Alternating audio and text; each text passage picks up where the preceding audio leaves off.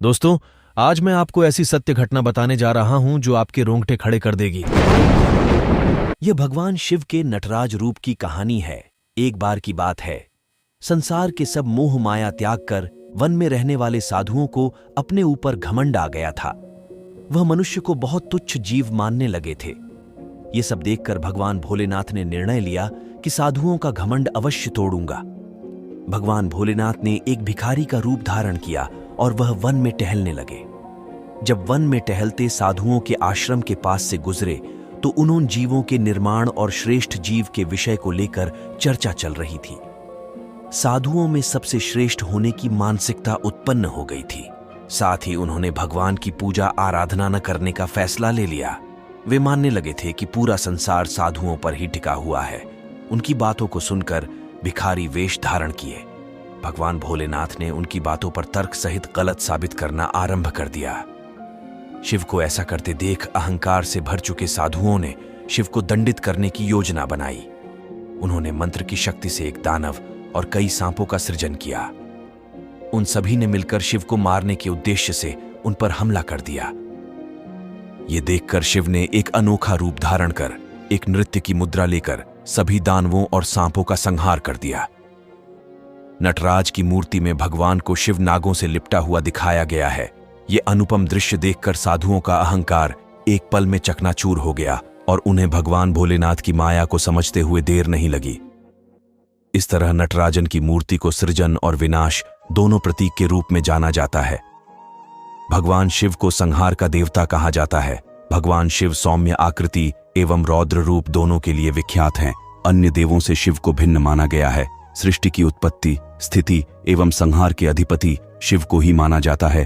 त्रिदेवों में भगवान शिव संहार के देवता माने गए हैं। शिव के प्रतीक के रूप में शिवलिंग की पूजा करने की मान्यता सदियों से रही है।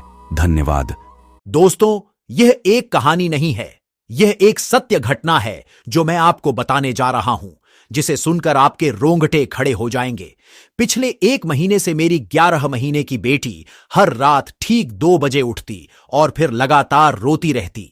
भले ही हम कितना ही कोशिश करें चुप कराने की, लेकिन वो 4 बजे तक बस रोती और किलसती रहती। बेटी बहुत खुशनुमा है मेरी। पड्डी डिहोसी भी कहते हैं कि कभी लगा नहीं कि आपके यहां इतना छोटा बेबी है। वो रोती नहीं है, हमेशा हंसती रहती है, इसलिए ये रोना उसका और भी आश्चर्यजनक था। पहले मैंने ध्यान नहीं दिया, लेकिन जब रोज का रूटीन हो गया तो ध्यान चला गया। 2 से 4 के बीच ही क्यों, अब सुन रखा है कि सारी बुरी शक्तियां 2 से 4 के बीच सबसे ज्यादा शक्तिशाली हो जाती और 4 बजे से ब्रह्म मुहूर्त शुरू हो जाता है। और 4 बजते ही उसका सो जाना कहीं ना कहीं इस बात की सत्यता पर संदेह डाल रहा था। मैंने उसको सुलाने से पहले हर रात हनुमान चालीसा का पाठ उसके कानों में पढ़ना शुरू किया और उसने रात को बिल्कुल ही उठना बंद कर दिया। अभी 2-4 दिन पहले मैं बहुत थक गई और हनुमान चालीसा पढ़ना भूल गई। उसी रात फिर बेटी 2 बजे उठकर बैठ गई और रोने लगी। मैंने उसी वक्त हनुमान चालीसा पढ़ना शुरू कर दिया। नींद में थी तो पूरी पढ़ भी नहीं पाई और वो भी सो गई। मैं भी सो गई। अब मुझे नहीं पता कि इत्तेफाक है या चमत्कार, पर अनुभव किया है मैंने हनुमान चालीसा को कई बार भूत पिशाच निकट नहीं आवे।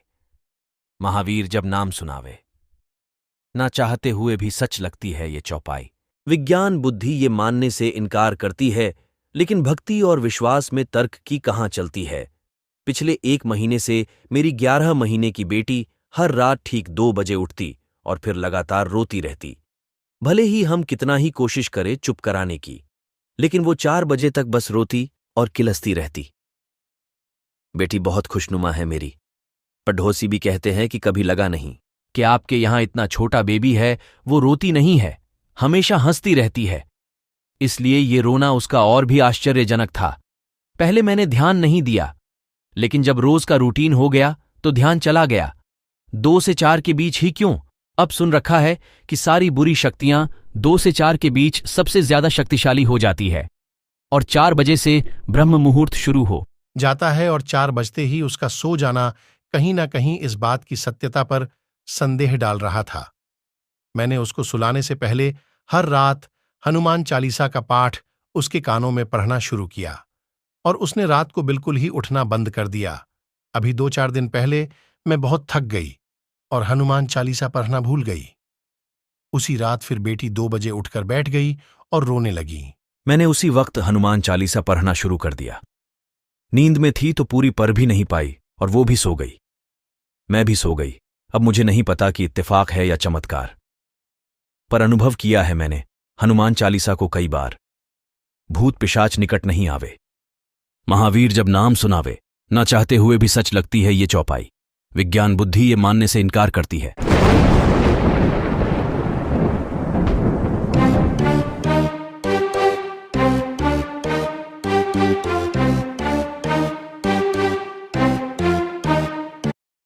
क्या आप हनुमान जी की कुछ अनसुनी कथाएं बता सकते हैं? हनुमान जी से जुड़ी एक कथा वर्तमान समय की है जिससे अधिकतम लोग परिचित नहीं हैं, क्योंकि इसका वर्णन किसी धार्मिक पुस्तक में नहीं है।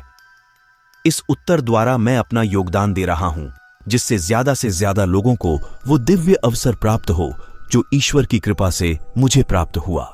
श्रीलंका के जंगल में मातंग आदिवासियों का एक वर्ग रहता है। ये वही मातंग समुदाय है जिनके गुरु मातंग मुनि थे, माता शबरी के गुरु, जिनकी अनुकंपा से माता शबरी को श्री राम के दर्शन हुए थे। राम युग के समाप्त होने पर हनुमान जी अपने प्रभु के वियोग में पृथ्वी पर उन स्थानों को भ्रमण कर रहे थे जहां प्रभु राम ने वनवास के समय अपना समय बिताया था। अंत में हनुमान जी श्रीलंका में मातंग समुदाय के अतिथि बनते हैं। मातंग समुदाय की सेवा से प्रसन्न होकर हनुमान जी इन्हें मोक्ष प्राप्ति का ज्ञान देते हैं और साथ ही एक मंत्र देते हैं जिसके द्वारा मातंग लोग जब चाहे हनुमान जी का आवाहन कर सकते हैं। मातंग समुदाय विनती करते हैं कि हे प्रभु, जो ज्ञान और कृपा हमें प्राप्त हुई है वो हमारे आने वाली पीढ़ियों को भी प्राप्त हो। हनुमान जी मातंग समुदाय को वचन देते हैं कि वो प्रत्येक 41 वर्ष में मातंग समुदाय से मिलने आया करेंगे और वो आते भी रहे हैं। अंतिम बार ये समय 2014 में आया था। ये प्रथम अवसर था जब इस विषय पर मातंग समुदाय के बाहर भी लोगों को इस विषय में जानकारी हुई। ऐसा प्रभु की इच्छा से ही हुआ, अन्यथा 2 युग तक बाहरी दुनिया के लोग इससे अनजान ही रहे हैं। हनुमान जी जब भी यहां आते हैं तब कुछ दिन का समय मातंग समुदाय के मध्य व्यतीत करते हैं। हनुमान जी की चरण पूजा की जाती है जिसका एक विशेष प्रोसेस है। हनुमान जी अपने दिव्य वचनों द्वारा मातंग लोगों को ज्ञान देते हैं जिसे ये लोग अपनी भाषा में। कुछ नियम और प्रतिबद्धता है जिनके कारण मैं उन अध्यायों से जुड़ी बात का विवरण नहीं दे सकता। दूसरी बात यह है कि हनुमान जी के शब्दों को बखान करने का सामर्थ्य मुझ जैसे एक साधारण प्राणी में नहीं है। और तीसरा कारण है वर्तमान में अल्प विज्ञान दोष से ग्रसित विचारधारा, जो उन बातों को मजाक भी समझेंगे। आजकल कुत्सित विचारधारा के कारण एक भ्रम फैला है कि लोडी डेचकियां हनुमान जी की पूजा नहीं कर सकते हैं, जिसका खंडन स्वयं हनुमान जी ने किया है उन अध्यायों में। आजकल एंड टीवी पर एक हनुमान जी का शो चालू हुआ है जिसमें मकर ध्वज को उनका पुत्र बताया गया है, और इतना ही नहीं, पिता पुत्र की कहानी भी दिखाई जा रही है जो मात्र कोरी कल्पना है। मकर ध्वज हनुमान जी का पुत्र नहीं था, वो मात्र एक मायावी लीला थी जिसके अर्थ का आज अनर्थ बना दिया गया। उन अध्यायों को PRH कर कोई भी ये जान सकता है बाहरी दुनिया के लोगों ने मातंग समुदाय के सहयोग से एक आश्रम की स्थापना की है जहां निरंतर साधना का कार्य चल रहा है। मात्र 20-25 लोग इस आश्रम में हैं। जो साधारण लोग हनुमान जी से साक्षात्कार करना चाहते हैं वो इस आश्रम के द्वारा अपनी इच्छा पूरी कर सकते हैं, जिसके बस 2 शर्त हैं जो ज्यादा कठिन नहीं है अथवा बहुत कठिन है। 1 वर्ष के लिए बाहरी दुनिया त्याग कर आश्रम में रहना होगा जहां कोई इलेक्ट्रॉनिक आइटम नहीं रख सकते। मात्र 2 जोड़े श्वेत वस्त्रों में समय बिताना होगा।